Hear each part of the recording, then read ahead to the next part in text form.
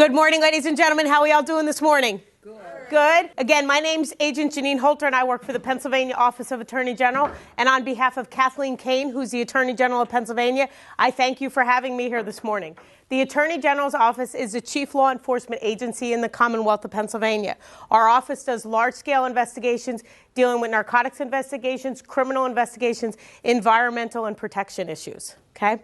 We have several different facets of the Attorney General's office, from Bureau of Consumer Protection to Elder Abuse Unit to narcotics, our narcotics unit, criminal investigations unit, environmental protection issues, okay? So it's our job to protect individuals that live and work within the Commonwealth of Pennsylvania, okay? I'll tell you a little bit about myself. I graduated from Tamaqua High School, went to Alvernia University in Reading, and received a criminal justice degree. I worked outpatient drug and alcohol for 3 years, Carbon County adult probation and parole for 2 years, and I've been with the Attorney General's office now for the last 15 years. In between that, I received my master's degree from Marywood University here in Scranton. My first 10 years, I worked Bureau of Narcotics Investigation and Drug Control with the Attorney General's office. My duties included buying drugs undercover on the streets, executing search warrants, doing arrest warrants, and doing wiretap investigations. So I'm a law enforcement officer. Now I'm Bureau of Special Investigations in our Education and Outreach Unit. Now we have individuals who go out throughout the Commonwealth of Pennsylvania and we educate. We offer free presentations to school districts, to parents, to communities on things that we are seeing that are issues within the Commonwealth of Pennsylvania as well as in the United States. I do presentations on internet safety, cyberbullying, drugs and alcohol, prescription drug use, gun violence, and I do 2 adult presentations, one on crime prevention, and today you will see the one on identity theft protection. At any time, if you guys have any questions, please feel free to ask. Okay? Let's get started. What exactly is identity theft? We found this cute little picture of this dog and this rabbit, and they look like the same animal, but we know, just because they have the same coloring, that they are totally different. Identity theft happens when someone uses your personal information to commit a crime. This could be your name, your date of birth, your address, your social security number. Okay? Anybody in here carrying their social security card with them today? Yes? Why? I've always done it. It's something. You know where it is, right? Please stop, everybody in this room, stop carrying your social security number, because if your wallet, your purse is stolen, your identity will be stolen 110%, okay? Because right away they can get credit card information, they can get, unfortunately, run a credit check on you because they have your social security number. Think about everything that they can do. And we live and die with our same social security number. The government is not prepared at any time right now to say, oh, I'm going to issue you a new one. Also, I want you to think about your medical cards, or if you have any military IDs. See if your social security number is on there. If it is, please take those out of your wallet and put them in a safe place. When you're ready to go to the doctors, bring your medical card with you, bring your military ID. If you're going to go to the depot or anything, bring that with you. But then when you get home, put it back in a safe place, okay? You will never be denied medical treatment if you don't have your medical card with you, all right? So we really have to think about what are we carrying in our purses, in our wallets, that if somebody steals it, what would they know about us, and would they be able to take our identity 100%? Just to let you know, identity theft protection and identity theft fraud is both a state and federal crime, depending on who gets involved. Happens with our banks, if happens with the post office, different individuals will get involved. If is something with the Commonwealth of Pennsylvania, at any time. I brought booklets with me today at any time. If anybody needs anything, we need resources from our office, or if you have any simple questions, feel free to call our office at any time. Unfortunately, 10 million Americans lose their identity each year. A lot of it is through credit cards, okay? How many credit cards do you think the average individual carries with them right now? What do you guys think? 10? What else? What do you think? 3? Nope. The average individual right now carries 10 to 15 credit cards with them. And I share that with you for a reason. Ask yourself how many credit cards you do. There's a lot of ladies in this room. Every store that we go to, right, they say to us, oh, if you open up a credit card today, you're going to get 10% off. All right, please try to control yourself. That 10% isn't really that important for you. Because what we are seeing is if you lose your purse or lose your wallet, if you have even 5 to 8 to 10 credit cards in your wallet or in your purse, when would you know when one was missing? Right, you wouldn't know until you get to that store, right? So I share that with you to try to really limit of how many credit cards you carry with you on a regular basis. If you're going to go to that store, and I know this might be aggravating to you, I would put your credit cards in a safe place and then just carry that card with you when you know you're going to do a day of shopping there. But be really careful of how many credit cards you do carry, because we are seeing that if one is just stolen from you, if you carry large amounts, you wouldn't know until you get to that store. So just be aware of it and try to limit. And if you haven't used a card in 6 months, 8 months, 12 months, get rid of it. Call the company up and say, I want to close that account. They're going to say to you, oh, please keep your account open. But if you really don't want it anymore, just get rid of it and close the account and cut up the card. And then that's one extra card that you don't have to worry about. Okay? Let's talk about the scope of the problem. Identity theft fraud happens, unfortunately, every day. And where is it coming from and where's the money going? Unfortunately, it funds terrorism. We're going to talk about emails that you might receive. We're going to talk about phone calls that you might get. We're also going to talk about things that you might obtain in the mail.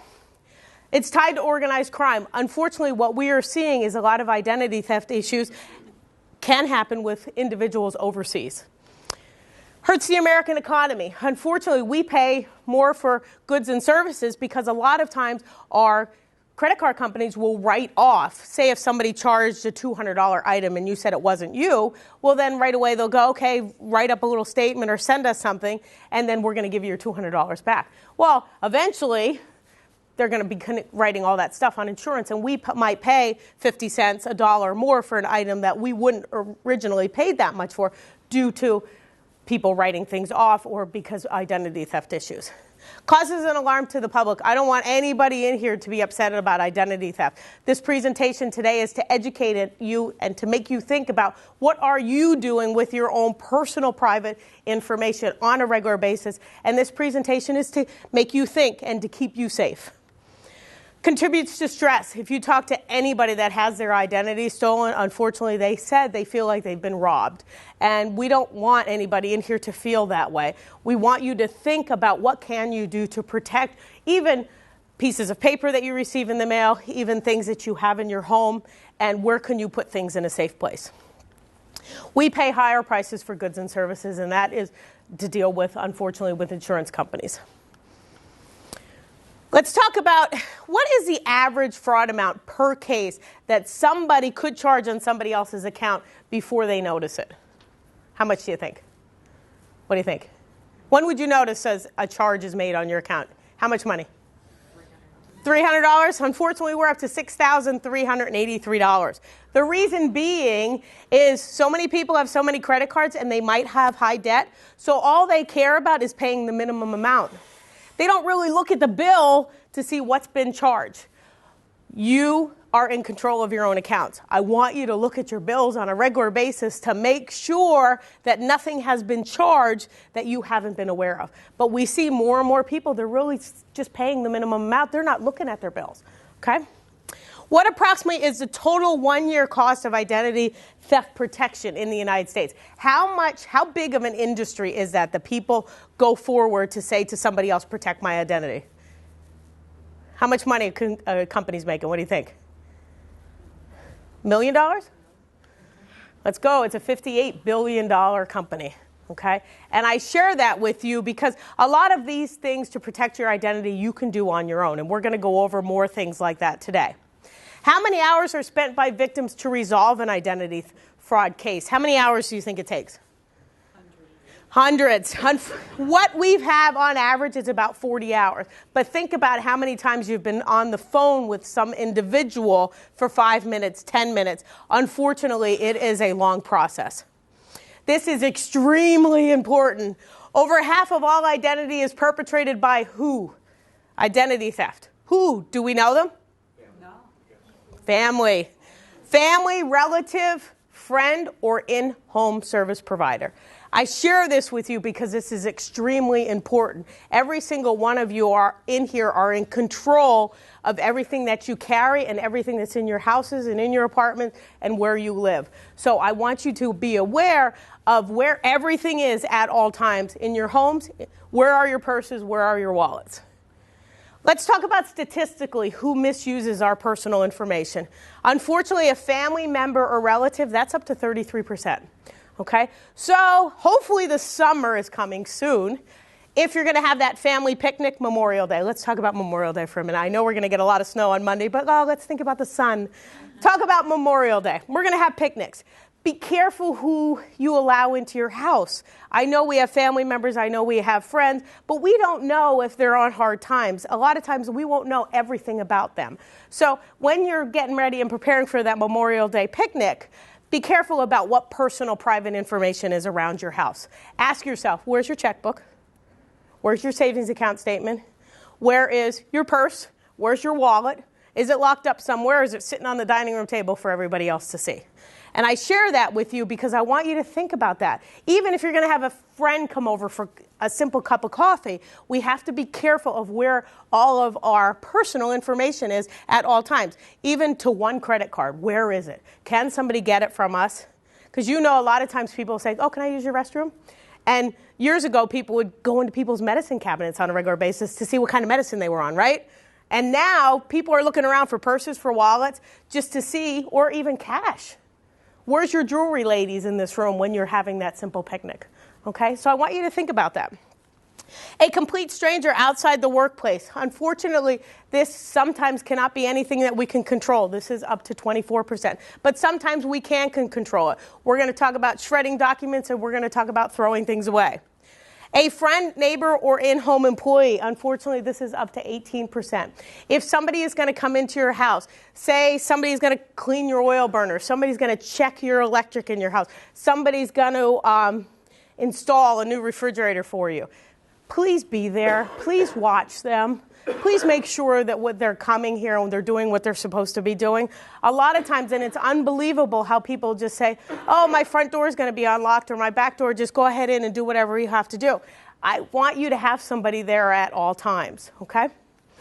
Someone had access to your information at a company. This is, unfortunately, we have no control over this whatsoever. This is up to 13%. When you talk to somebody from a bank, somebody from your credit card company, somebody from another organization that we have to give up our personal private information to, we don't know exactly what kind of integrity that they do have. So unfortunately, we have no control over this, unfortunately. Someone else that we don't even know, 8%. And a coworker. When you guys go back to work today, if you got paid on Fridays, we see a lot of coworkers at lunchtime. They're going to bring all their bills with them to do all of their bills. I don't recommend that you do that. When you are at work, don't do any of your personal finances at work that somebody else could see a document from a credit card statement to any other type of document that have your personal private information on it. Okay? Let's talk about Ed and Jocelyn for a minute. Ed and Jocelyn used to live in Philadelphia. Aren't they a cute little couple? Ed and Jocelyn, they were both going to medical school. Ooh, they were going to be doctors one day. Unfortunately, Ed and Jocelyn lived within a community that there was a lot of adult people there. These adult people that they became friends with loved Ed and Jocelyn because they were cute, they were nice, and they were going to be doctors one day. Unfortunately, these people within the community, they were going to the casinos, they were going on vacation, and Ed and Jocelyn said, oh, you're going to go away? Oh, I'll water your plants. I'll feed your dog. I'll make sure your cat has enough water. I'll take care of that. I'll even get your mail for you. Well, Ed and Jocelyn, they were a nice couple. They were going to college. They were going to be med students one day. Well, Ed and Jocelyn decided to help themselves to $116,000 of the community's their money within that community by walking their dogs, feeding their cats, and watering their plants. This is Ed and Jocelyn when they were arrested. She's 22, she's 25. They are currently in prison for stealing $116,000 worth of goods and services in Philadelphia. I share this with you because I want you to think about who are you going to allow in your home? Who are you going to say, when you're away, could you get my mail for me? Could you walk the dog? Could you water my plants? Be very careful about who you allow into your house. And if you're going to allow them into your house, make sure you don't have a lot of stuff laying around that would be personal information. Like your Social Security cards, they should be locked up in a lockbox somewhere that somebody else cannot find, okay? Or even your medical cards, anything like that. Just credit cards that you're not going to use, put them in a safe place so people can't find them. The following is a public service announcement test to determine if you need a fishing license and boat registration before you head out on the water. Let us begin. Are you a pelican? Does this look like your house? Is this your idea of fishing with friends? Do you use your feet as fishing hooks? Are you your own boat? Do you have webbed feet? No, I mean like a... That's the one.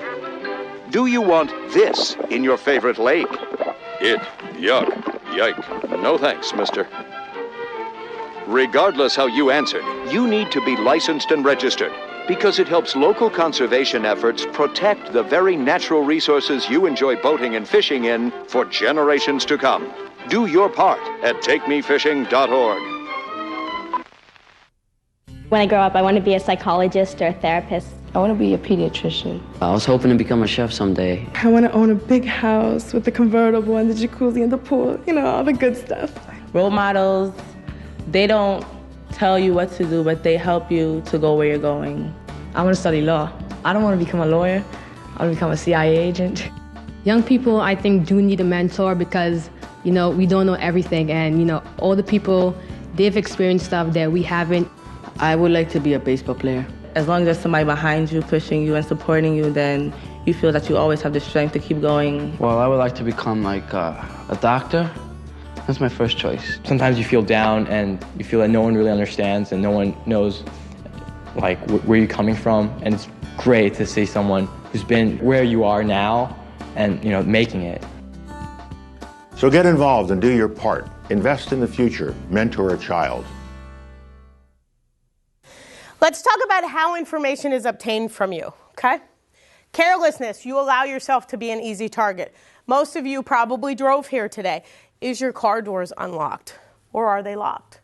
Every single one of you in here should lock your car doors, okay? Because think about all of the personal private information that's in your vehicle right now.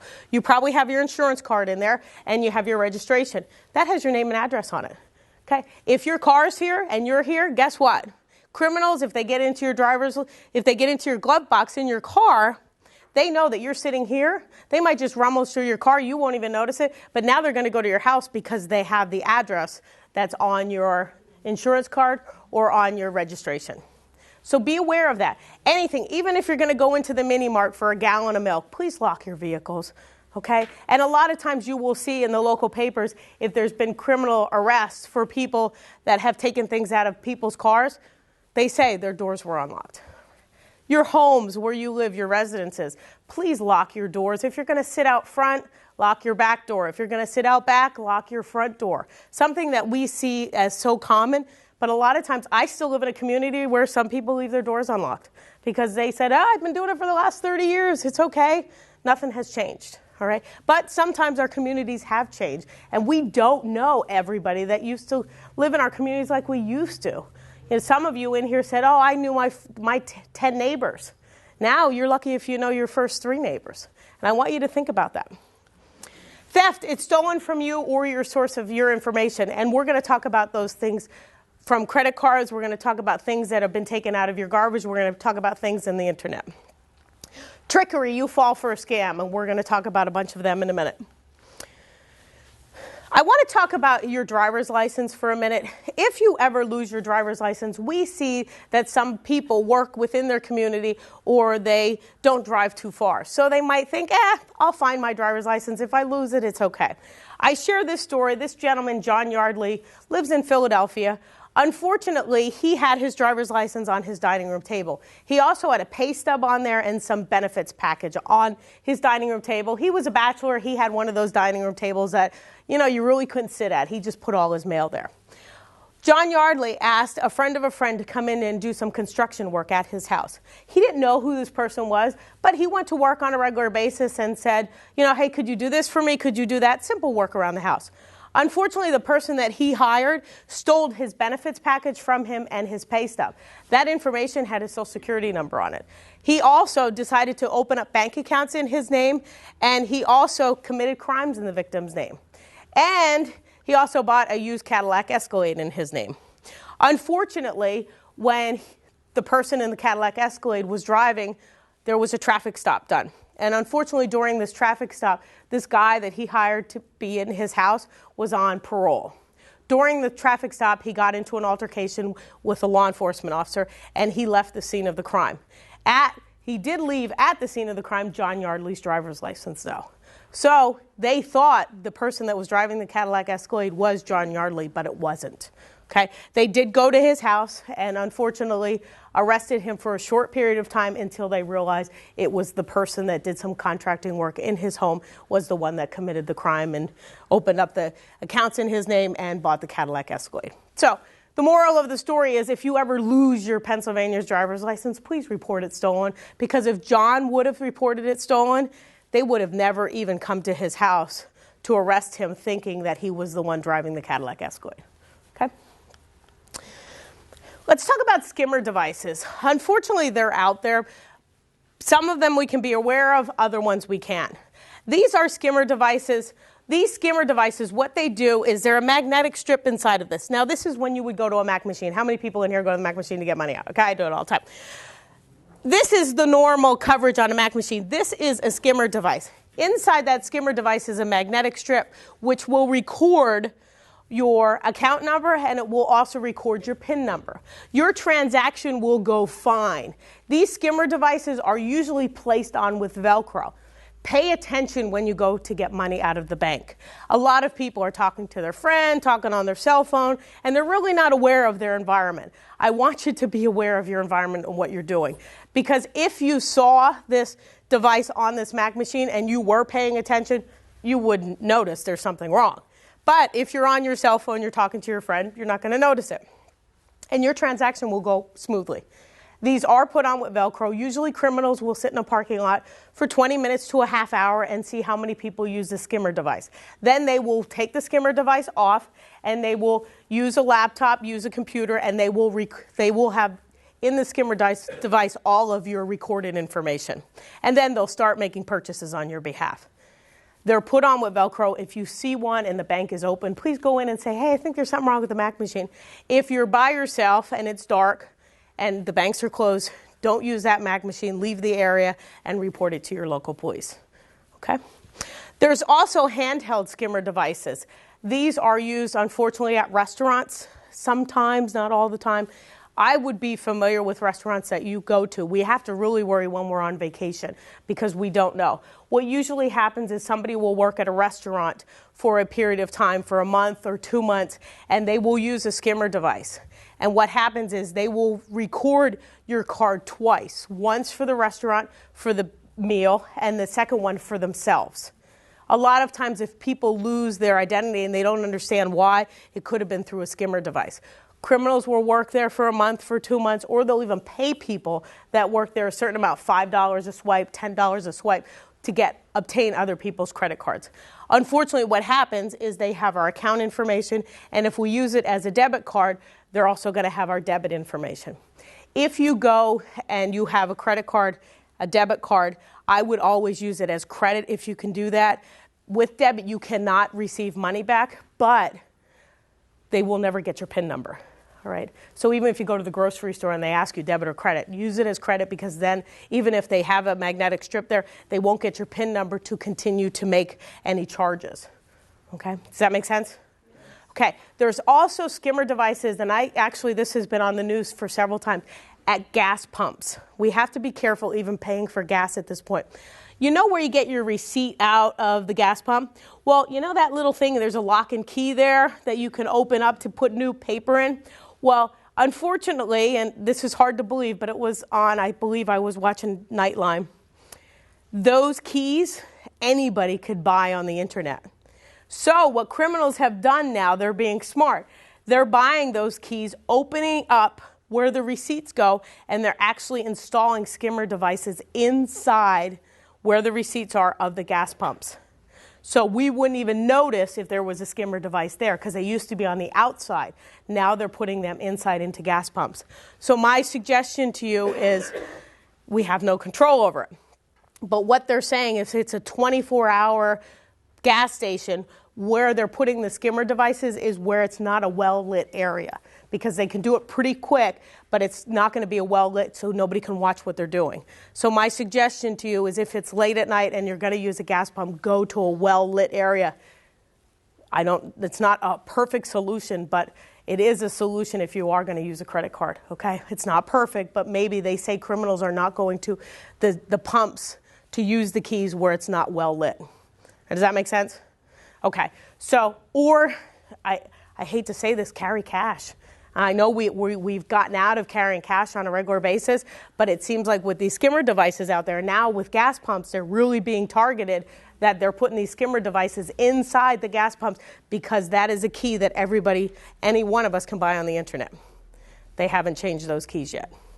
Okay? I believe that home is where your pet is. That loving an animal means never giving up on them, never letting them go. I believe that when you adopt an animal from a shelter, you're saving not only one, but many lives. And that when you spay or neuter your dogs and cats, you help decrease the number of homeless animals.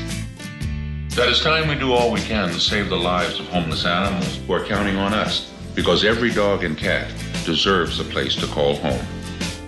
I believe that I found my best friend in a shelter, and that you can too.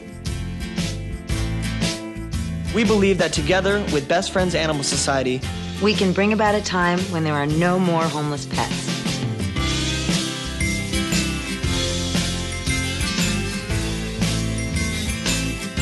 please visit our website at ambassadors.bestfriends.org to find out more.